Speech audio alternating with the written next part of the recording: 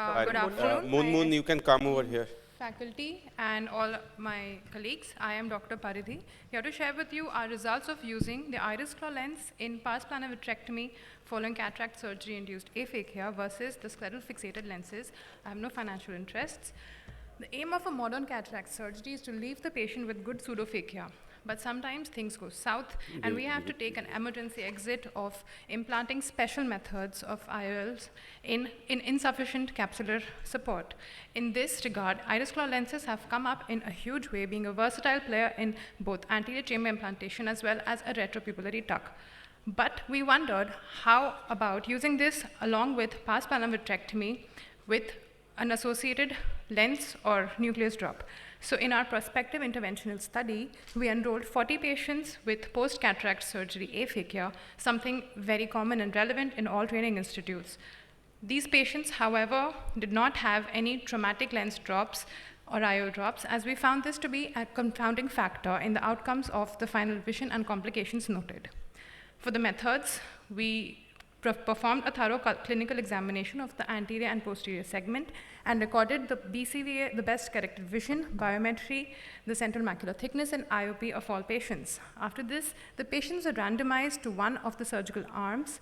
Both the arms underwent a 23-gauge pars plana vitrectomy, and phacofragmentation was done for removing the nucleus, or the IOL was removed from the sclerocorneal tunnel, made in all cases for either placement of a retropupillary iris claw or a sutured SF IOL.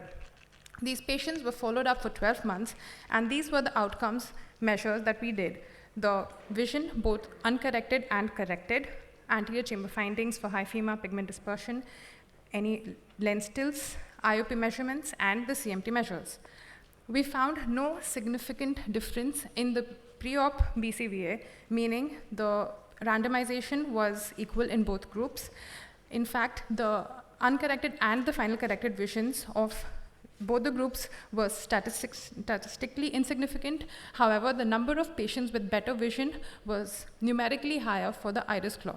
Even with the complications, the most common complication for the iris claw group was pigment dispersion, leading to raised intraocular pressure in two groups, which was then controlled with topical medication, versus the scleral fixated group, which had more posterior segment complications of cystoid macular edema, epiretinal membrane, and one case of suture erosion that led to an IOL tilt.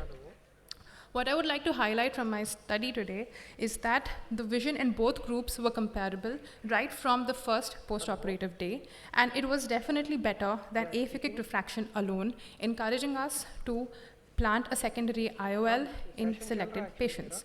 There was no rise of IOP in the long term due to any pigment dispersion, and even though literature reports choroidal and retinal detachments, we did not find any in our 40 patients, which we attribute to excluding trauma in our criteria for patient selection. With regards to pupillary dilatation, we found that it was adequate to allow us a complete fundus evaluation even with a retropupillary iris claw in the mid-periphery. So, having come so far, our next steps is to compare the time taken in both groups, to compare the refractive correction and astigmatism in both groups, as well as a gonioscopic grading for the assessment of pigment dispersion in maybe those which do not have anterior segment, visible pigment dispersion in the anterior segment.